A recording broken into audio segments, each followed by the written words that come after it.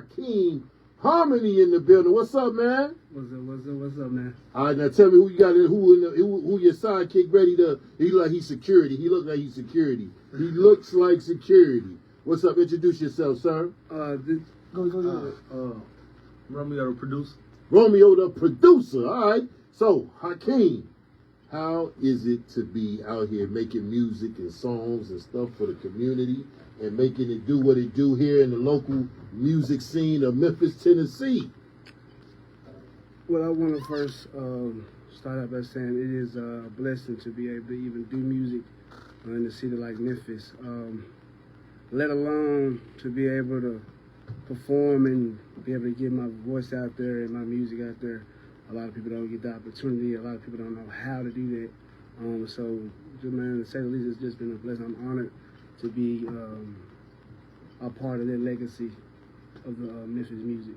So that you saying that sounds like you got much respect for the Memphis music scene. Where does that respect come from?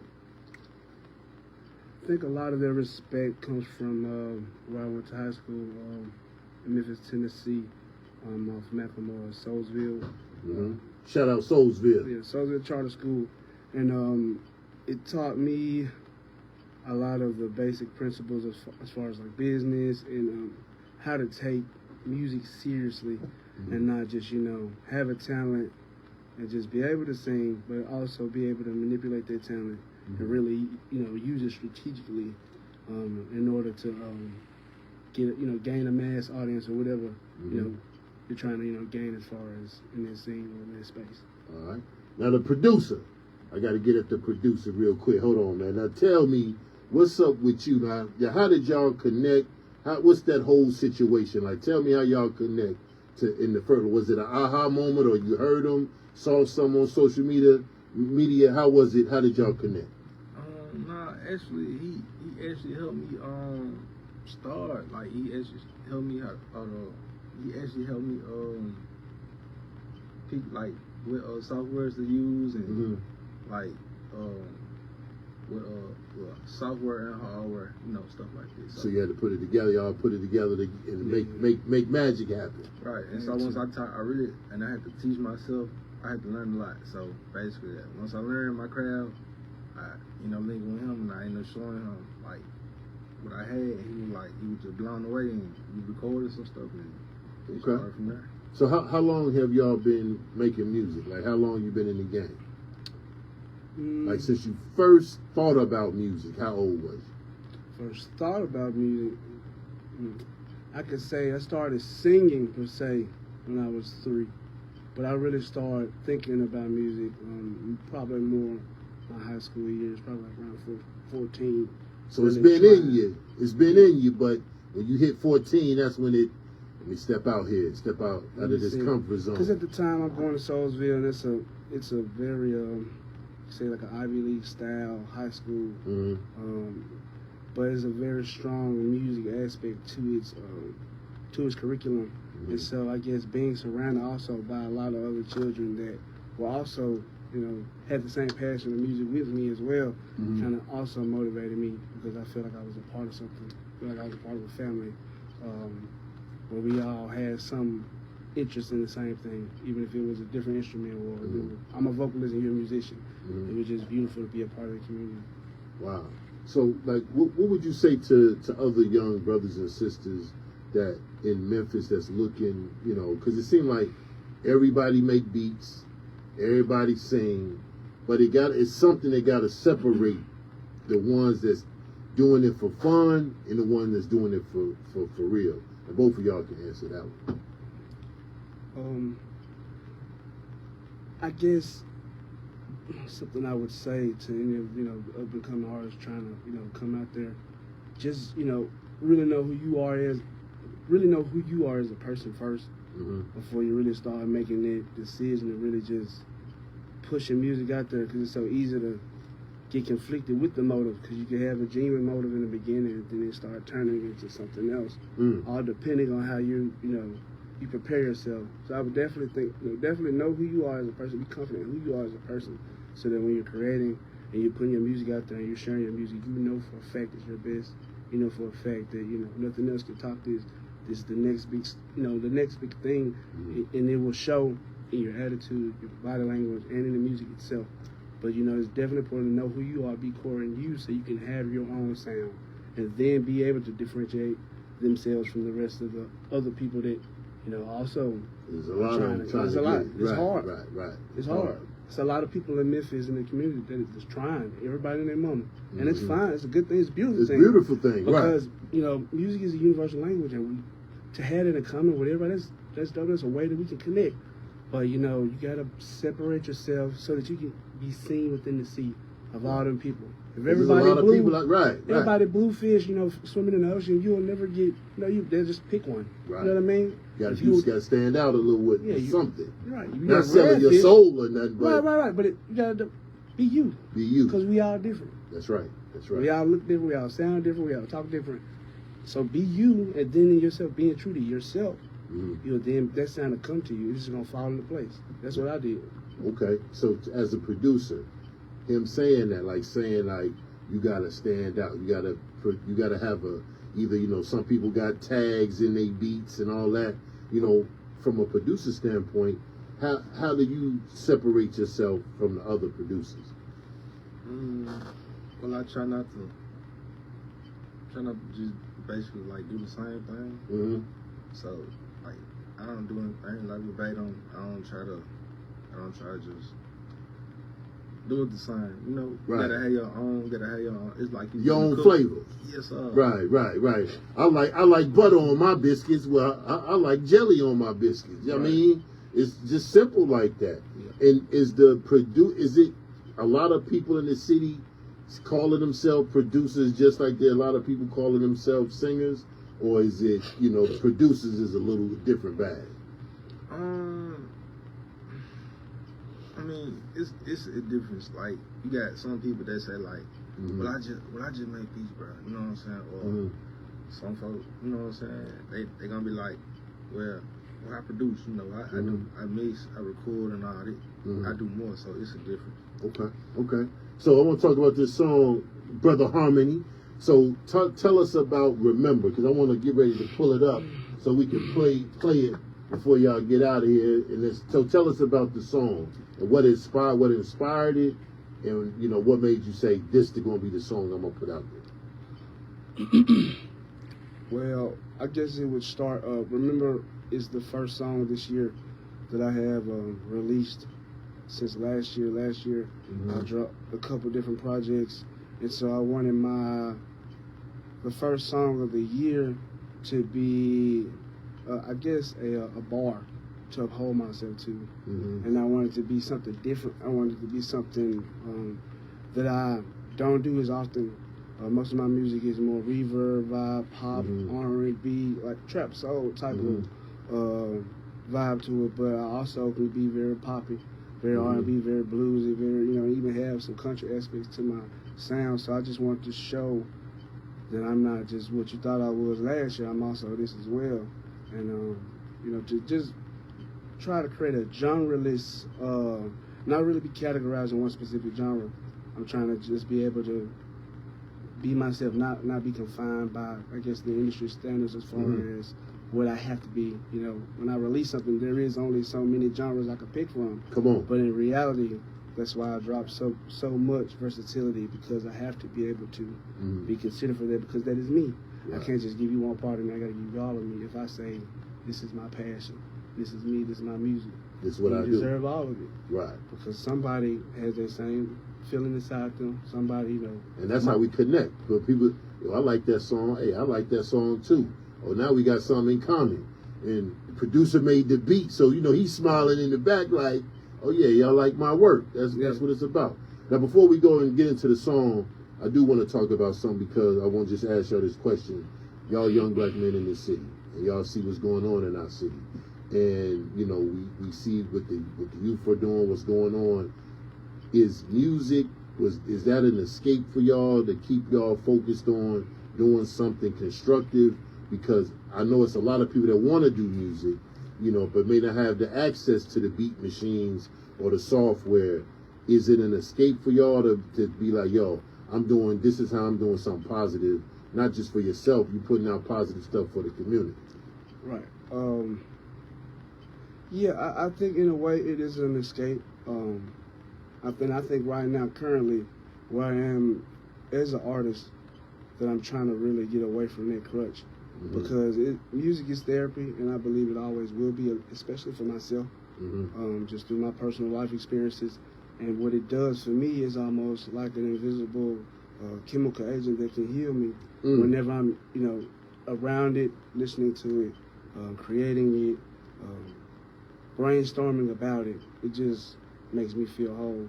And I think, yeah, it is kind of way an escape, and in a way it does kind of keep you away from, the other stuff. The other stuff. Let's call it the other stuff. Yeah, the other stuff. Right.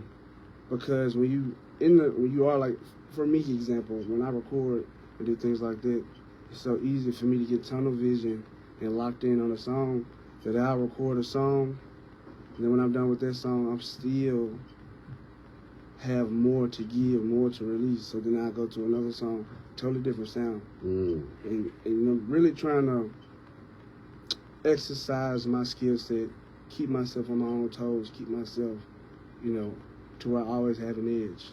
Gotcha. But that's what it's about. Producer, what is like making beats for you? Is what? Is it escape? Is it therapy? What does it do for you? I'd say pretty much similar to what he was saying. But it's also a passion too. So passion, right? It's been a passion for me since since I could just play an instrument. It's always, I just used to listen to music all the time. I was like, how they make that? How they get that to sound like that? And ever since then, it's just been, I just been grinding and trying to give me some equipment. And that equipment costs money now, right? You got to sometimes, I remember buying turntables. I'm like, yo, I got to save money here. And don't nobody mess with this money right here, because we know in technology and music and instruments and beat machines, all that stuff costs microphones, costs money. So I think I didn't spend about, if I can estimate, probably about 3,000 to like 4,000 on the video. Just like that. Wow. Because it's like if you don't invest, even let's take the equipment away from it. Let's just say I had the equipment already, and I just think I'm gonna record and drop music. You can do that. That's fine and dandy. But at the end of the day, if you expect your music to get anywhere with traction, you have to put money in yourself. You have to invest in yourself. And you ain't, because I used to think I gotta wait till I have $500 before I can really invest. And every time I have a little $100 here, a little $100 there, because I have $500 to go that I set for myself, the $500. Because I didn't have that $500, that was my excuse to never invest in myself. Until I dropped $20 one time, only $20 added to my name. I put it into ad promo or something like that, and I seen it go from 300 views to 27,000 views or something like that. Just like that. I'm getting followers constantly. I'm like, dang. So it's it didn't have to be. Yeah, it didn't have. It's really a mental thing. It didn't have to be. I didn't have to be rich to go ahead and start promoting my own self.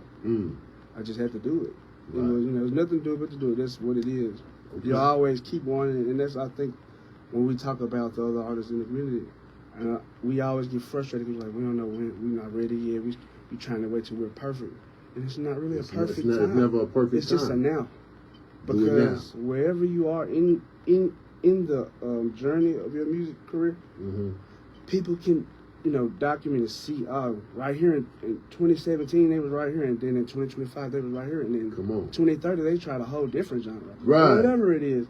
And that's your rules. That's you. That's right. You dictate that. And I appreciate that. Yeah. All right. Well, brothers, it's time for the song. So go ahead and tell it. Go ahead and give us a cue. Y'all go ahead and let us know. Welcome the song in, and thank y'all so much, ladies and gentlemen. Pass it to Hakeem Harmony and the producer so that they can let us know about this record. This song is called Remember, and it's just basically about those times, those nostalgic moments you have in your life where you remember you were your best self. And sometimes we go through turmoil, sometimes we go through trauma, and we try to always yearn and remember that time before we went through that, and just how to persevere and to keep on going. All right, producer, you want to say anything about it? You made the beat. He took the words out of my mouth, but I didn't make this track. I didn't make this track. Okay, not this one. But you put respect on it. You okay? Okay, all right, respect. All right, ladies and gentlemen, Hakeem Harmony, and this one is called Remember on 88.5 FM.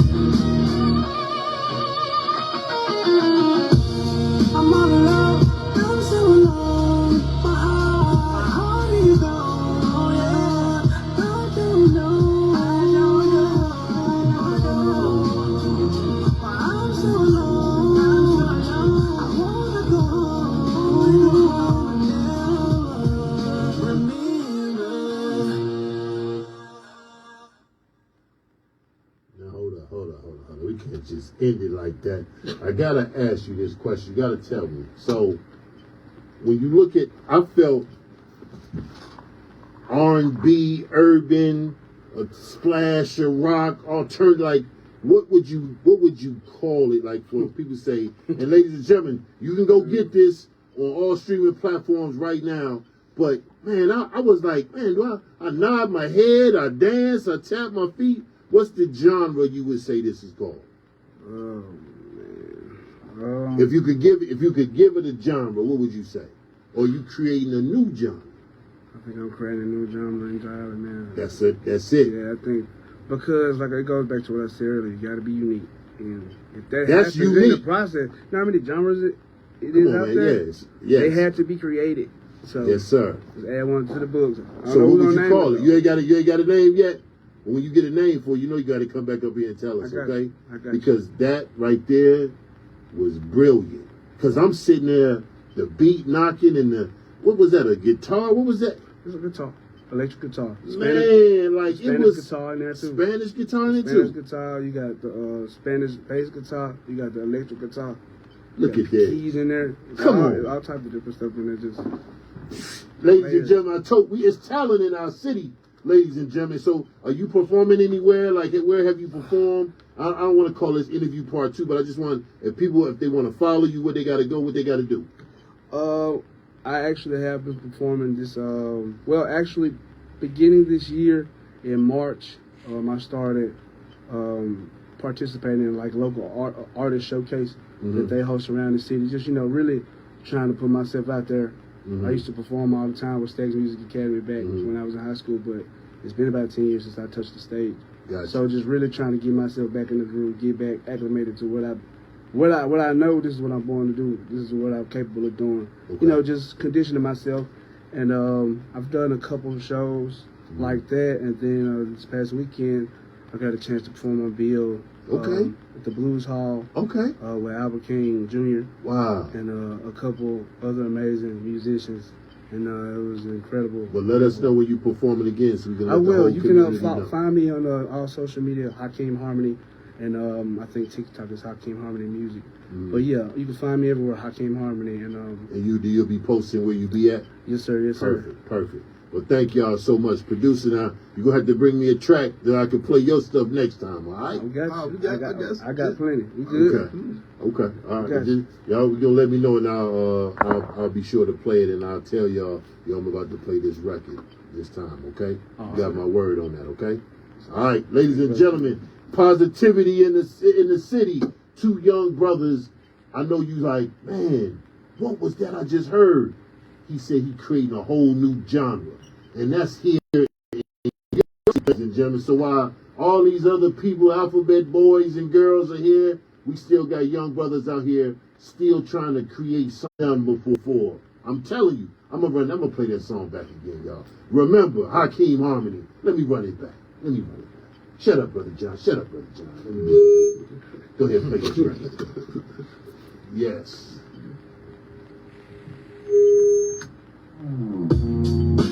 Face me the vision. Who's gonna listen? Wonder why I've been so distant. They got my stay to myself this season.